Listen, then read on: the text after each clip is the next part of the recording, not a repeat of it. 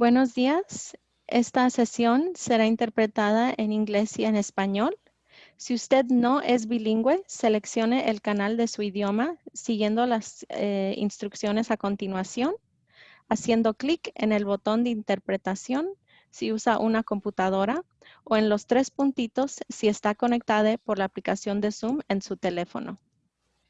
Buenos dias, good morning. If you are not bilingual, follow the instructions on the screen or the instructions below to select your language channel. Click on interpretation if you are using a computer or the three dots if you're connected by the Zoom app on your phone. Creamos estos espacios multilingües entre todos. Por favor, hablen despacio y claro, acercándose a su micrófono y que una persona hable a la vez. We create our multilingual spaces together. Please speak slowly, clearly, and directly into your microphone, and only one person speak at a time. Gracias a la Comisión Latina sobre el SIDA y los organizadores, ya podemos activar la interpretación. Thanks to the Latino Communication on AIDS and the organizers, and we can go ahead and activate the interpretation.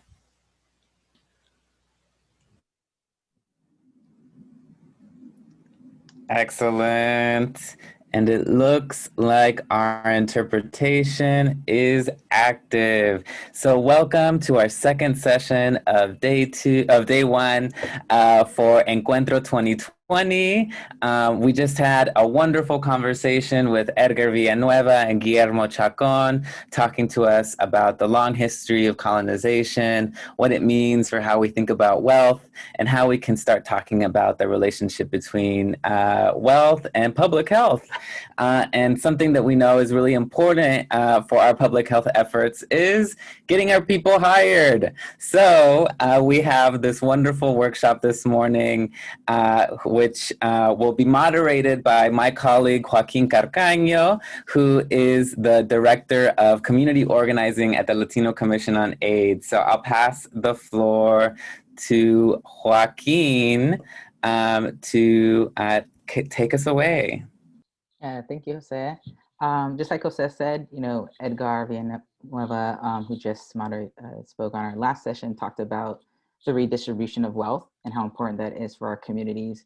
And redistribution can also come in the form of skill sharing. So we're really excited to have Yvonne Dodd from Evi D Consulting here to do a special resume workshop with us and really talk us through, how do we get in the door? How do we even allow people to see ourselves so that we can have that access to wealth that our communities are so deprived of.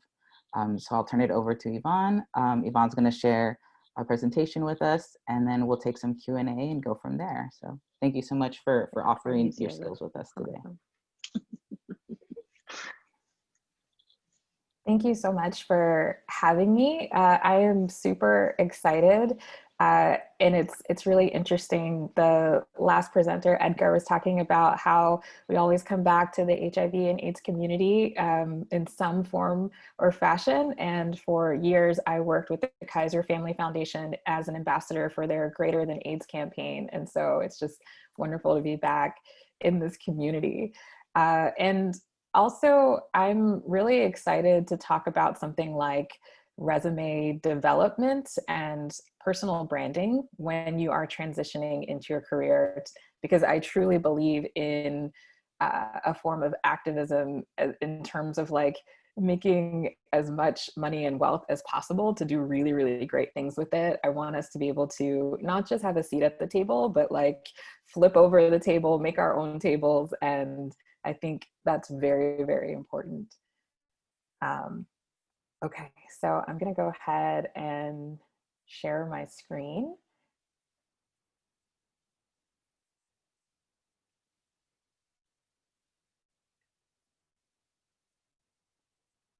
Awesome. Are we good to go? Just let me know if we can see that. Yes, okay. You're all set. Thank you.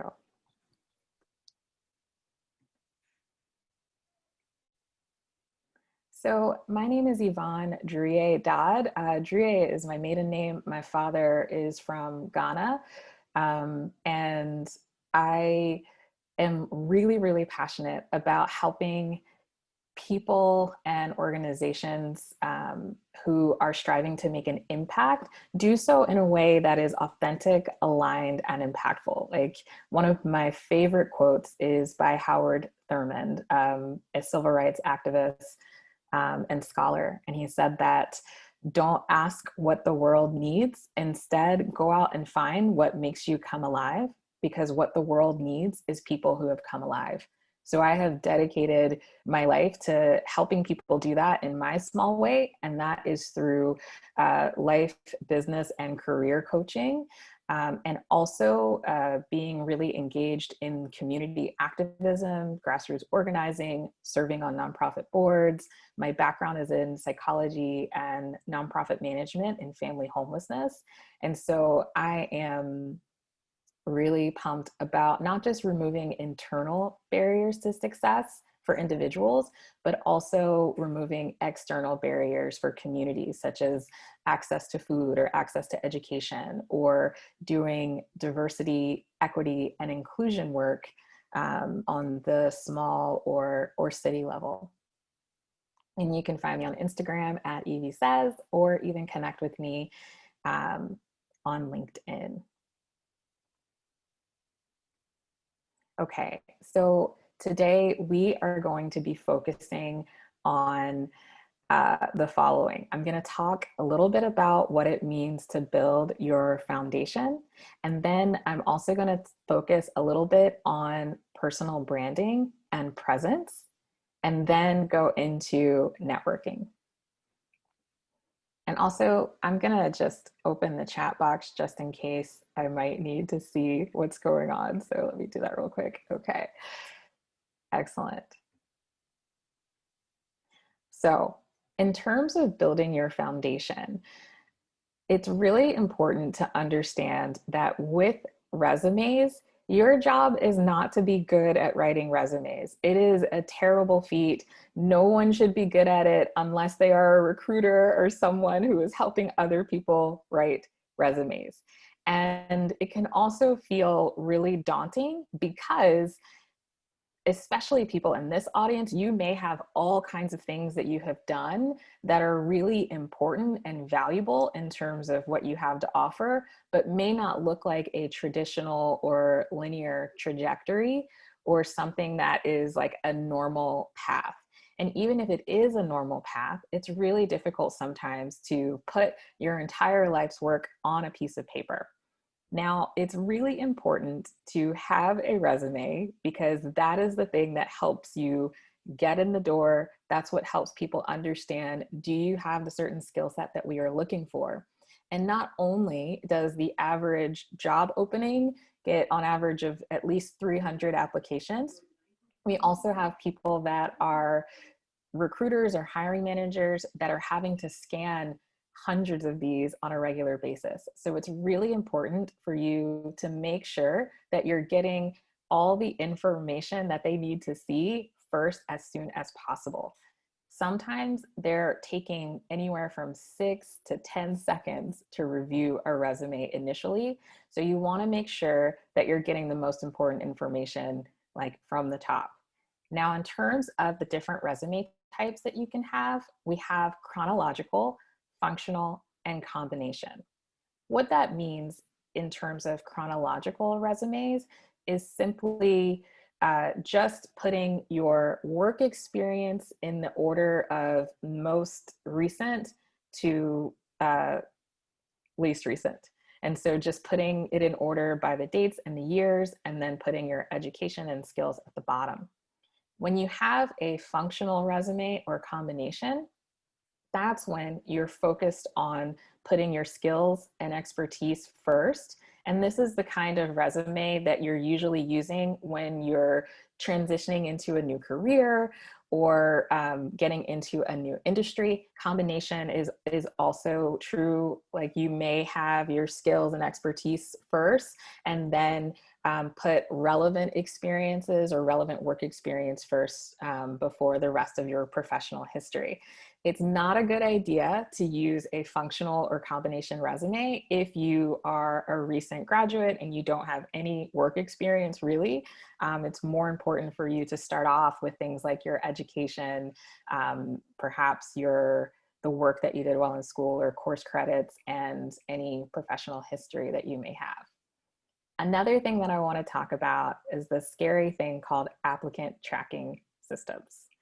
And I will say ATS systems for short, but an applicant tracking system is something that not a lot of people know about. It's basically the system or the software that companies use in order to sort through all of the resumes. And so sometimes it might completely kick out your resume, and they would not have even scanned it. A recruiter may never even get it because it had really interesting fonts, or it had photos, or it had weird tables or something like that. And so that's really important to understand.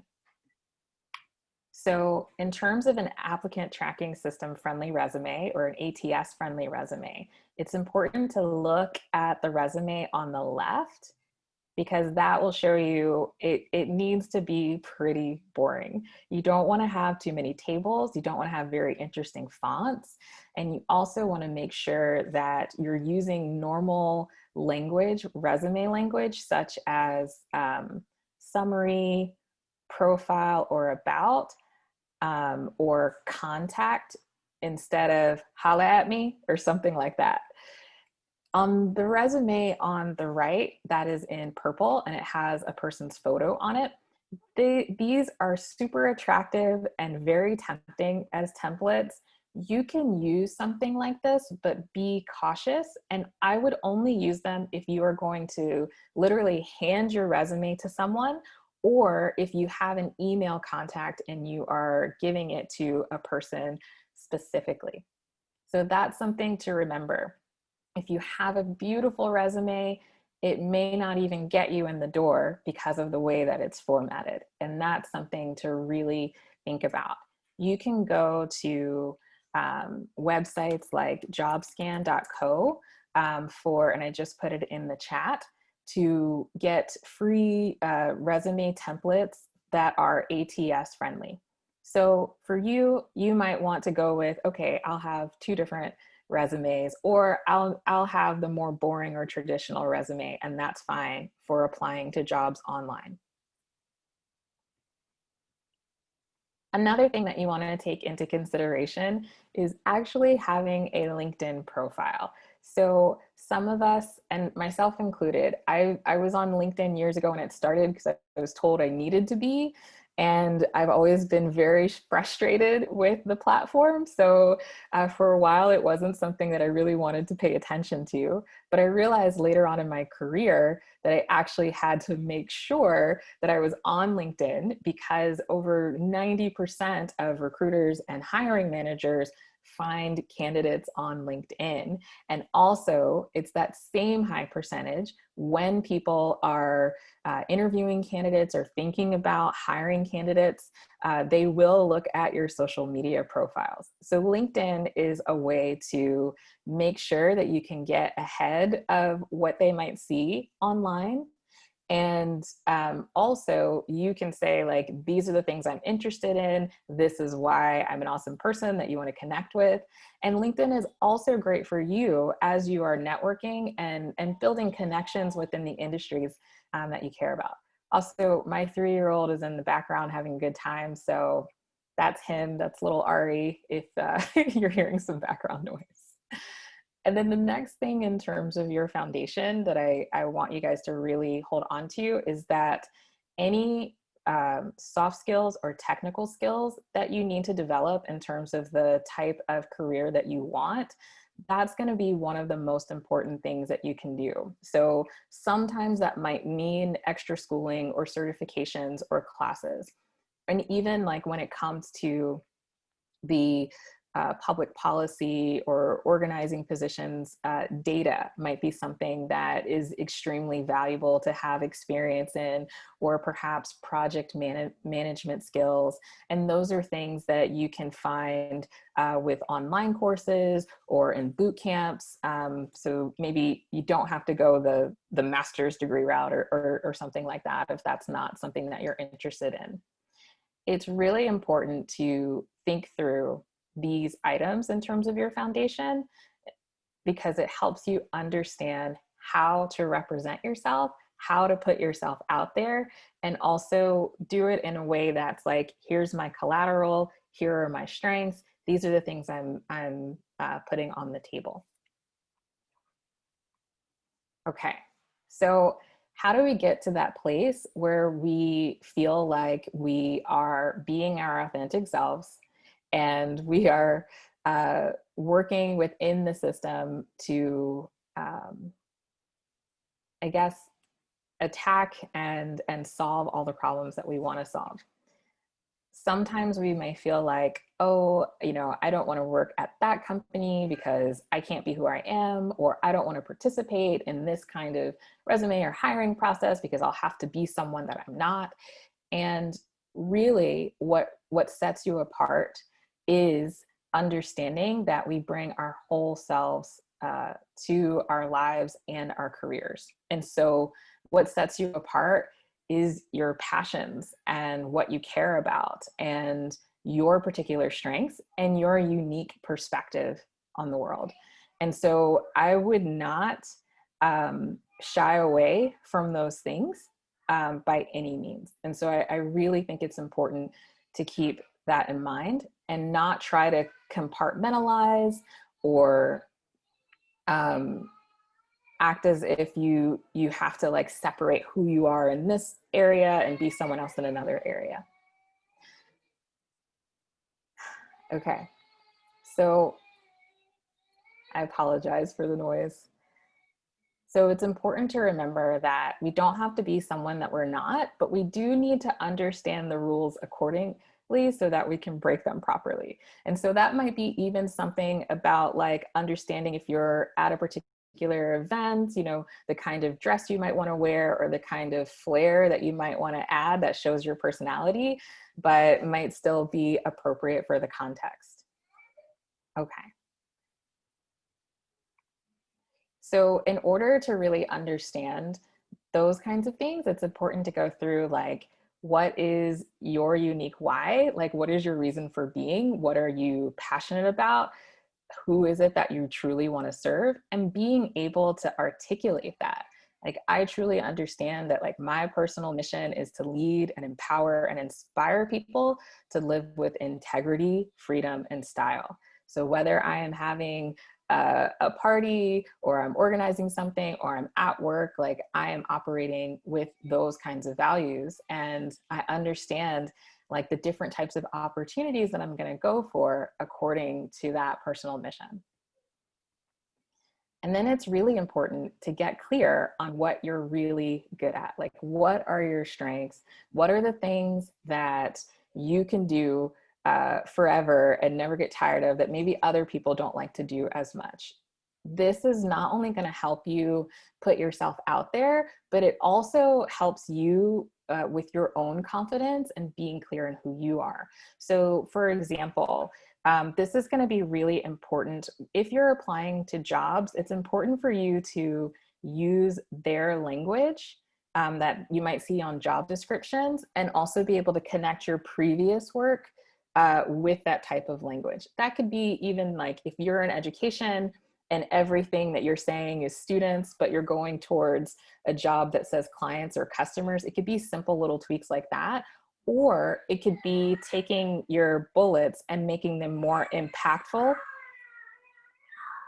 I'm so sorry about the noise. Okay, hopefully my son's tantrum is over now. But it's going to be important to make sure that you add data. So like, for example, if you managed a team or drove results with social media, you want to make sure that you're talking about how many accounts you managed, or the return on, or the reach, or the percentage of people, or the percentage of difference, or the number of people you served, the numbers of doors you knocked on, or all the different types of teams you had to collaborate with. Those kinds of things help make your bullet points more impactful. And they also help give you the confidence that says like, oh, hey, I actually did these things and this is kind of a big deal. Okay, and then it's also important to know who is in your audience. Oftentimes when we're coming from the organizing or nonprofit space or the activism space, we tend to focus on the values and the ethics and the morals. Our language tends to be very like, well, obviously we should be doing this. We need to support people in this way, and this is why you should join, rather than focusing on the benefits of that support, right? So it's like, what does helping homeless families achieve self-sufficiency actually do for the community? And starting from that point. This also, knowing your audience is important in terms of like answering the question of what's in it for them.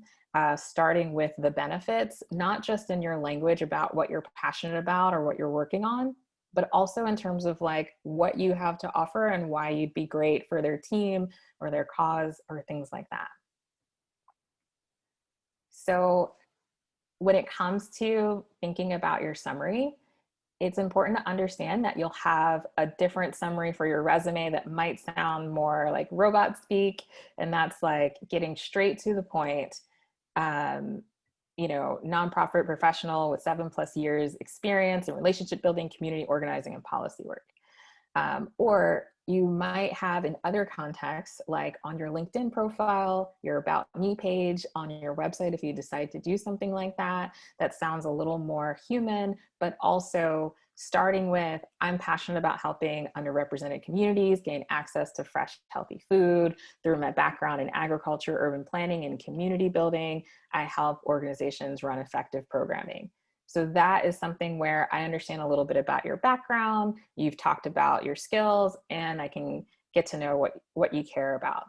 These kinds of things help you answer questions around, like, you know, when people say, tell me about yourself, it helps you narrow it down so you're not telling your entire life story. Or it helps in terms of networking events with like sharing a little bit about yourself without feeling like, you know, you're at a loss for words or you don't know exactly where to start.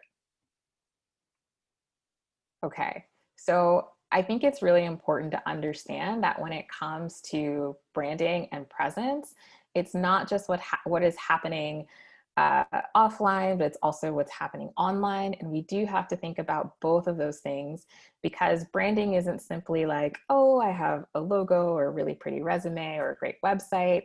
It's all about the sum of the emotions that are elicited when people interact with you. So if any of you have a friend that's always late, right? Like we all have somebody like that in our lives, and that's the person that you're like giving them like 45 minutes of a difference in time. You're telling everybody one time, you're telling them another time because you know they're going to be late. Like that's a part of their brand. That's something that people have come to expect, right? So it's something that you can think of in terms of like, who am I? What is my character? Do I say what I'm going to do? Do I do the things that I say I'm going to do? What is my work ethic? Am I a fun person? Am I a really fastidious person? Things like that are a part of your brand, and also how you carry yourself, and you know, how you dress, how you appear in different situations. And so it's important to think through that, not just offline, but also how are you showing up online? So, you know, on LinkedIn or even Facebook and Instagram, it's really important to not engage in crazy rants or fights with people in the comments, because everyone can see that. It's definitely a good idea to share your opinions and your thoughts and your leadership in that way, but it's not a good idea to veer off all the way on the other side, because you never know who's looking, and people are going to make assumptions about you when it comes to your professionalism, or even if they'd like to be friends.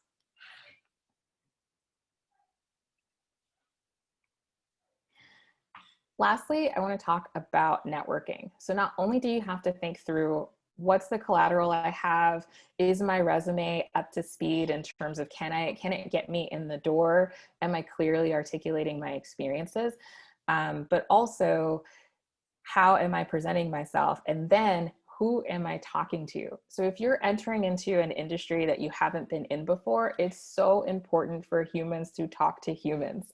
So you need to start engaging with people that look like you or have the same interests, that are in positions or at organizations that you're interested in working in.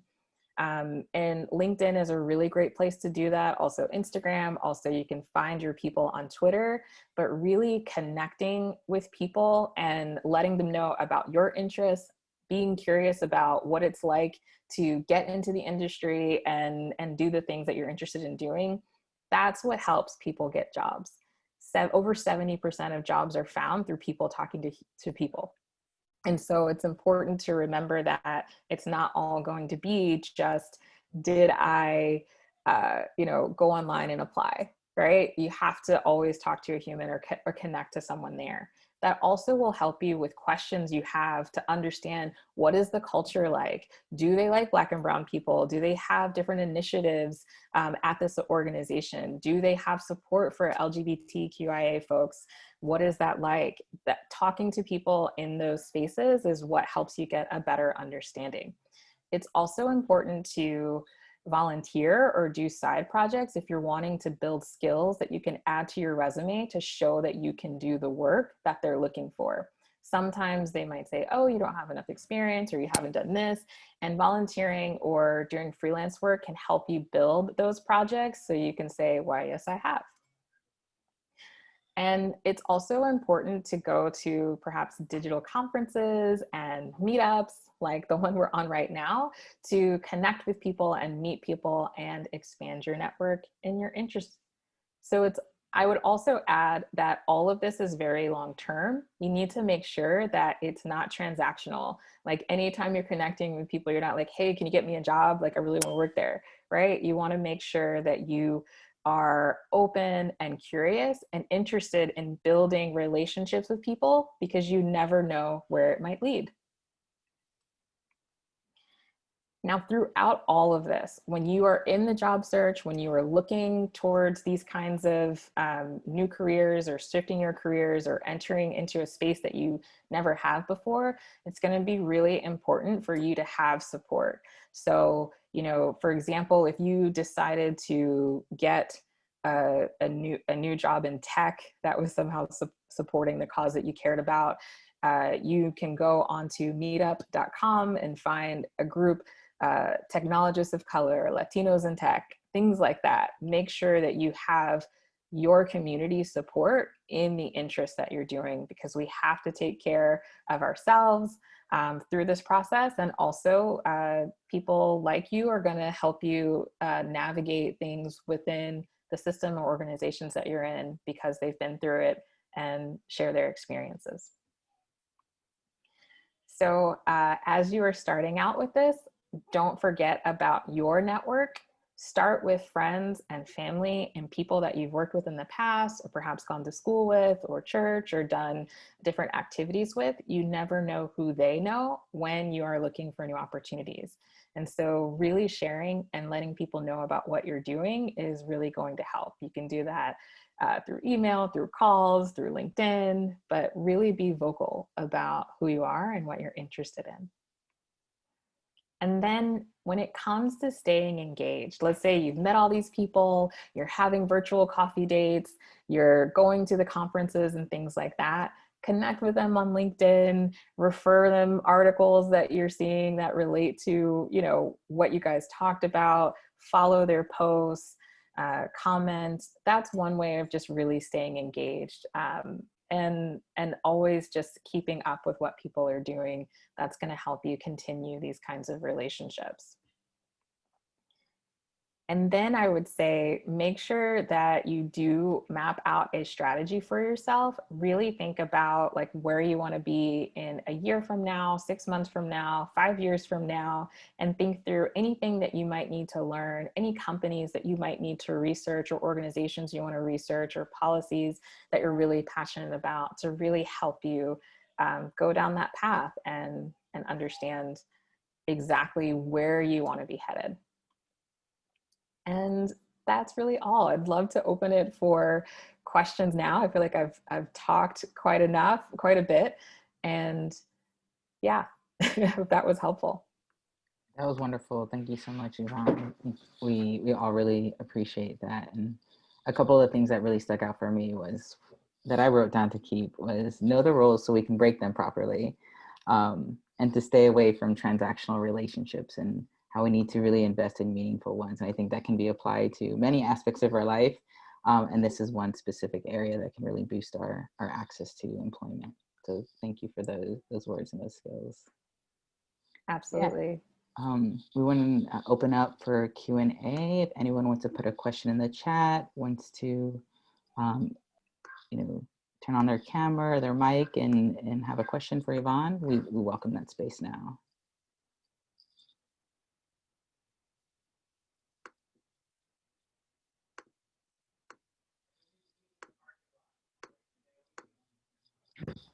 Give some people some time. I do have a question I think that has often come up for folks in my life. There's a lot of people I know who are trying to transition into more community-based work and get paid for it, who are often doing that for free, who are very involved in movement work, but have a hard time transferring all those skills into a resume. Planning an event takes coordination and supervision and securing permits and advertising. Do you have any tips on how to transfer those community-based skills to resume for employment? Absolutely. I think it really starts with like what you just said. I would go online and look up event coordinator job descriptions and copy and paste from those bullets.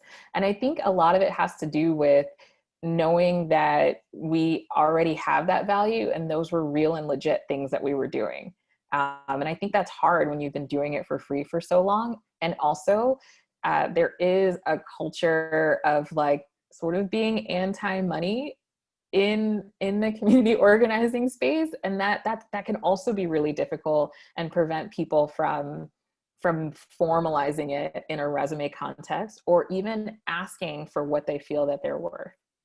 And so not only would I research other job descriptions and start plugging in those bullets on your resume as to like what it was that you were doing, I would also think of myself as like a little consultancy, right? And so like I'm starting my own business, I'm a consultant, I'm a freelancer. I would know like what my hourly rate was, what my pricing was, because you may have an opportunity where there is funding, or where they do have an honorarium or something like that, and you want to be ready to receive that, and not just always assume, well, they're probably not going to pay for this, right? And you also want to feel confident in saying, even if it is something that's unpaid, but just saying, well, these are my normal rates and I'm happy to barter. I'd love a recommendation from you. Or if you perhaps would like to refer a couple people to me that might be interested in this service. I love that. Yes, really thinking of how do we promote ourselves and all the skills we have to offer, right? Thank you. Yeah, I definitely hear that guilt piece. Well, I've been doing this for free for so long. What is it like to get paid? Are my skills worth that? And also often discounting the skills that we've learned often through survival or deep commitment to community, but how deserving we are to be in paid positions for those same skills. Thank you for those. Absolutely. And I also think like sometimes we've been surrounded only by people that don't have the money, and so we can't see that there is something beyond that or outside of that. And so I feel like that's also important.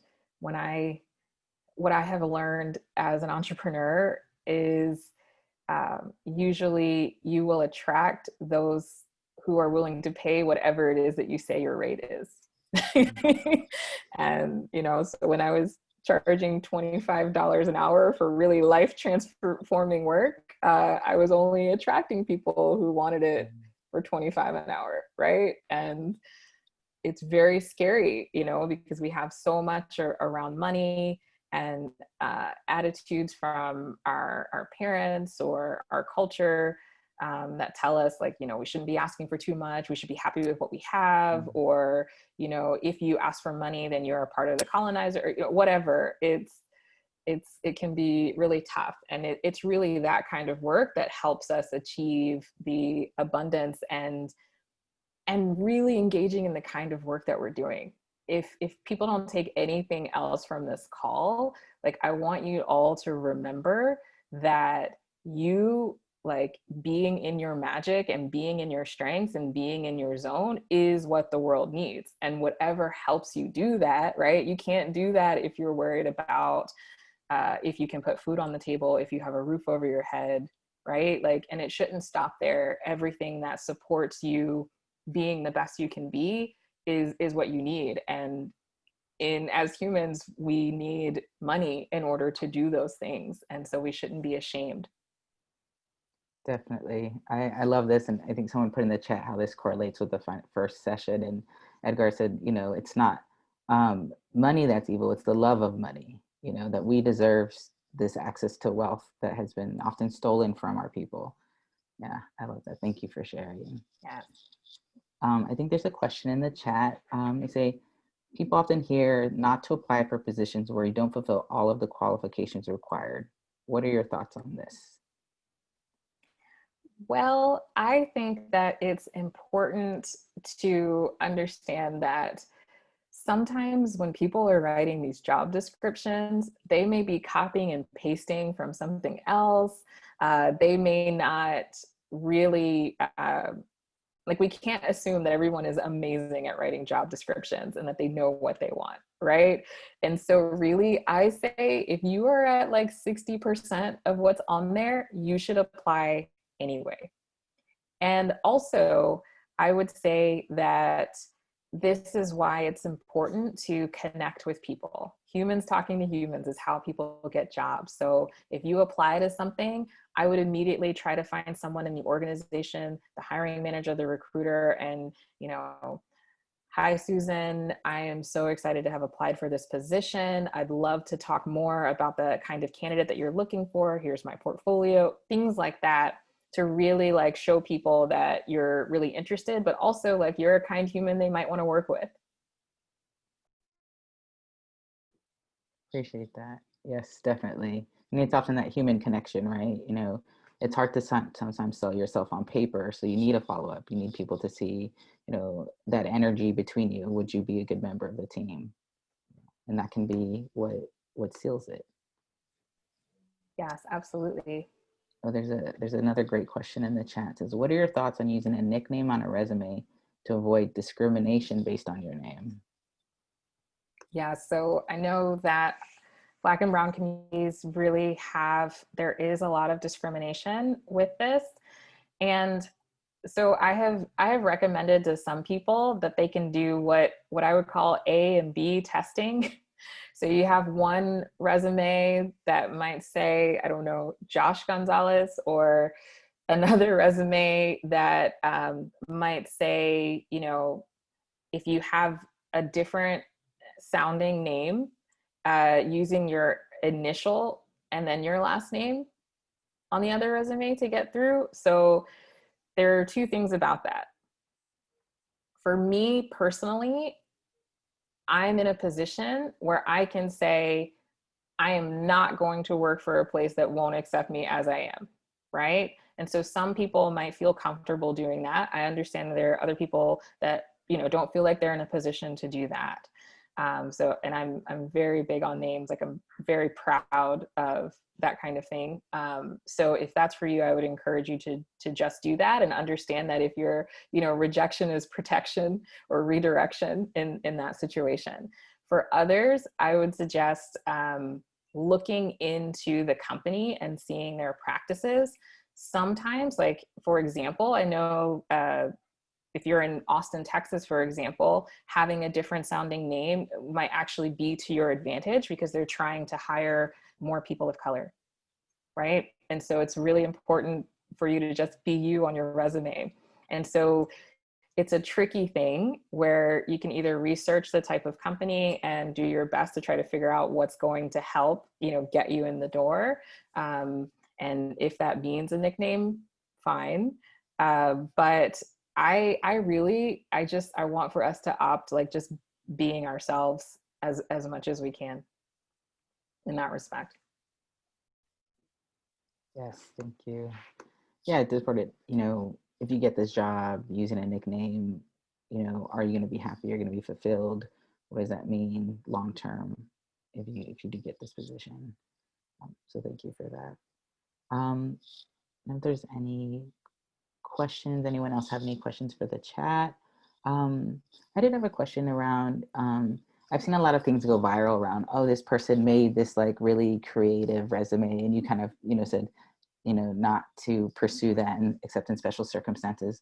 So what are some other ways to maybe stand out on a resume and not resort to some of these like flashy colors and things like that? So you don't get also rejected. Where's that balance?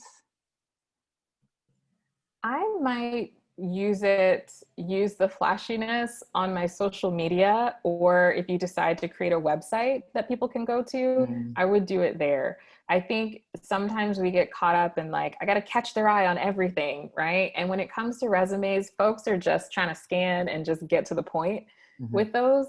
And they're not necessarily always looking for personality in the way that we think that they might. I think actually having a clear and concise resume might make you stand out more just because there are so many bad ones. That's good to know. And it means less work on us, you know, right? Instead of thinking we have to put everything in pages, keep it short, keep it concise. Exactly. Solid tip. Thank you. There's another question in the chat. It says, if we're interested in expanding responsibilities in our current role, should we start taking on that work before negotiation, or should we negotiate title and salary first? I would say yes, and so it's very important to communicate your goals and what you're striving towards.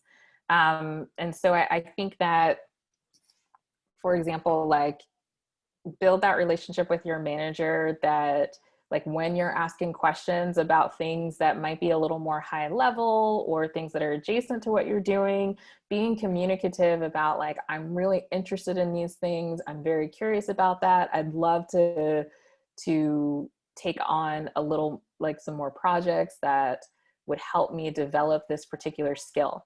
I also think that when you are expanding responsibilities and when you're getting ready for that kind of negotiation, make sure that the work that you've been doing is solid and that you also can clearly demonstrate the impact that you've made, like why it is that you've already done so well now and why you're ready to expand into something more and have more responsibilities.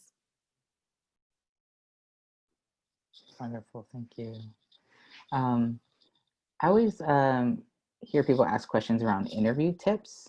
Do you have any suggestions for interviews? So let's say they make it past the resume stage. What are some guidelines for maybe that first interview? Please practice. Please practice.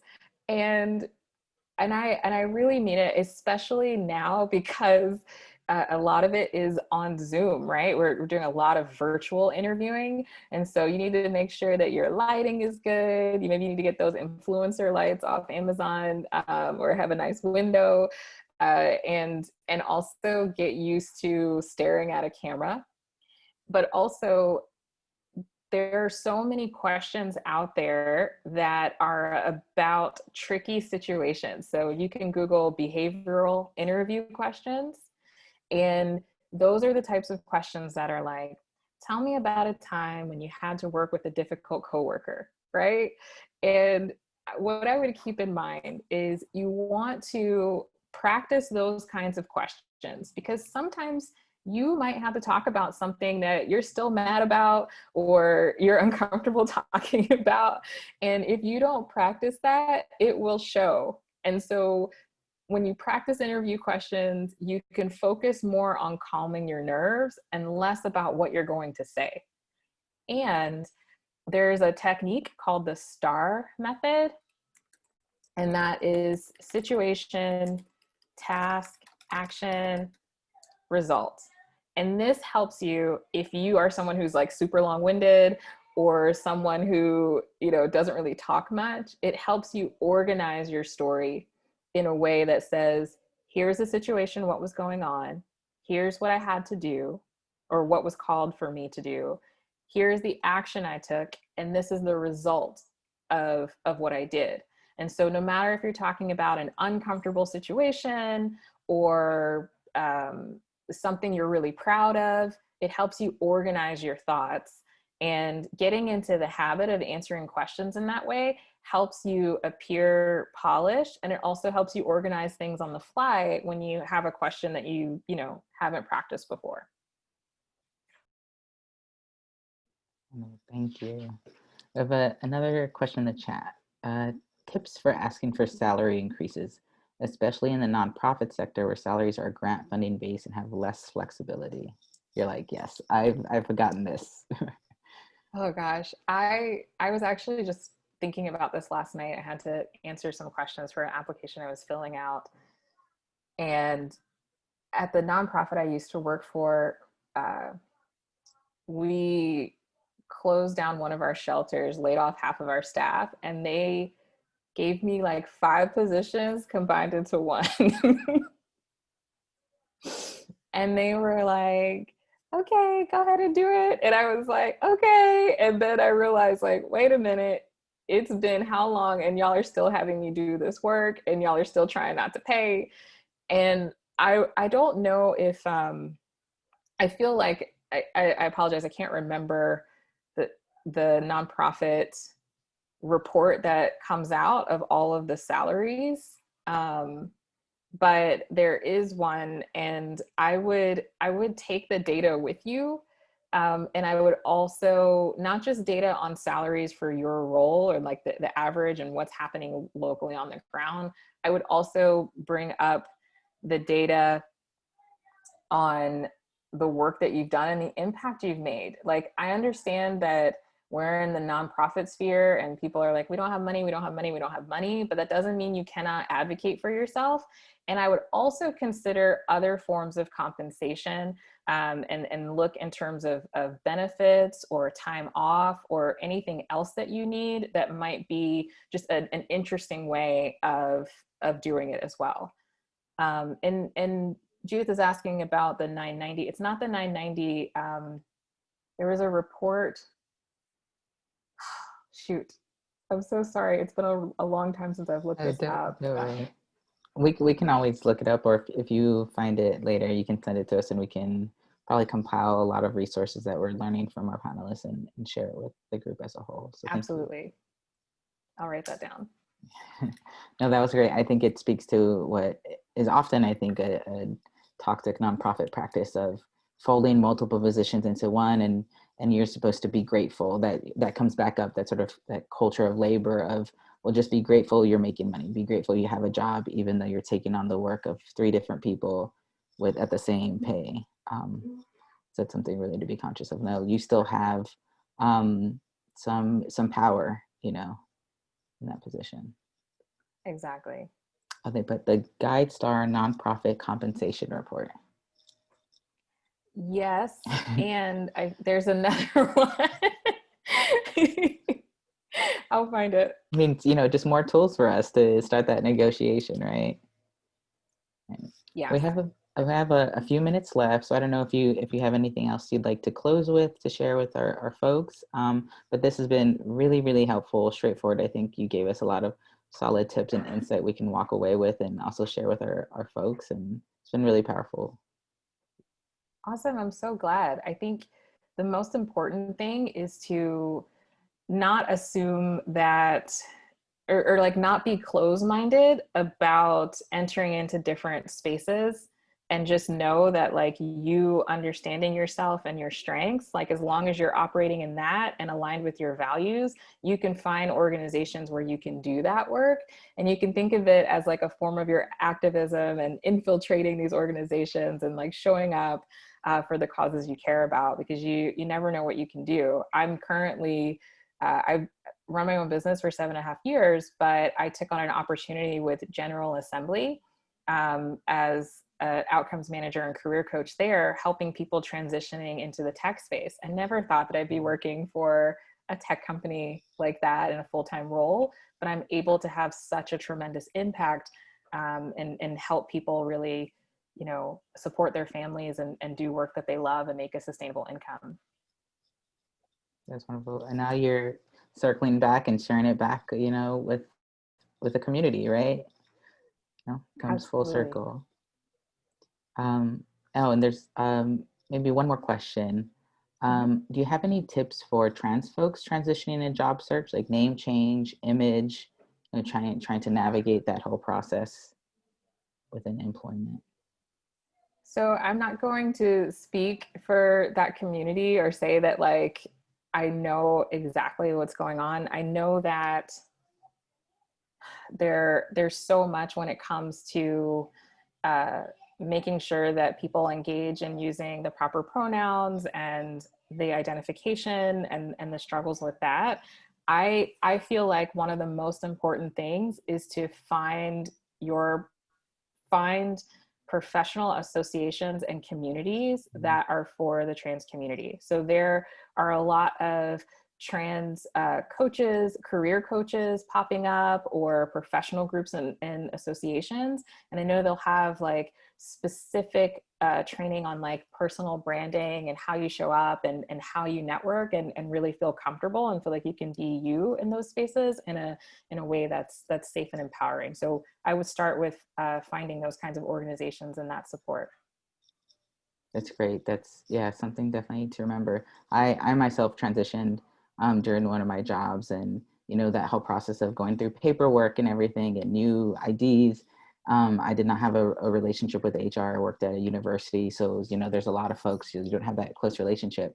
But luckily I had a really close relationship with my boss, who helped, you know, I confided in, and she helped bridge that communication gap with the HR and made sure that I didn't face, you know, any stigma in that process. And I was very lucky to have that. But sometimes it helps to have a colleague or confidant who can help, you know, do some of that labor, so you don't face some of the stigma that may come.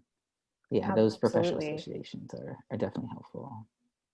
And then I will say that there are some companies that are a little more progressive and making sure that they already have policies in place. Like I know MailChimp in particular is one of them. And they go through extensive training of all of their employees, all their managers. And so maybe that's another way to identify different organizations that you can work in. Yeah, definitely. Maybe instead of just looking for open jobs, looking for the companies we want to work for because of what they stand for. So maybe reversing that process a little bit sometimes. Well, this has been really, really special. We're very grateful to have all of your insight, your skills. I know a lot of people are going to walk away with this thinking about, you know, what comes next and how to brand themselves, how to give value to all the work that they have already invested in their communities and get paid properly for it. So I thank you. I think this has been really, really wonderful. Thank you so much for having me. I've really enjoyed it. And please, everyone, feel free to reach out anytime you have questions or anything I can do to help. Thank you. Means so much. And I think our next session will be at 1. So we do have a little bit of a lunch break. So everyone go get some water, you know, hydrate, get some food, and be ready for some really exciting afternoon conversations. We'll continue to build on financial health and access to, you know, the wellness that we all deserve. So thank you for closing us off before we lead into lunch. Bye, y'all. See y'all at 1.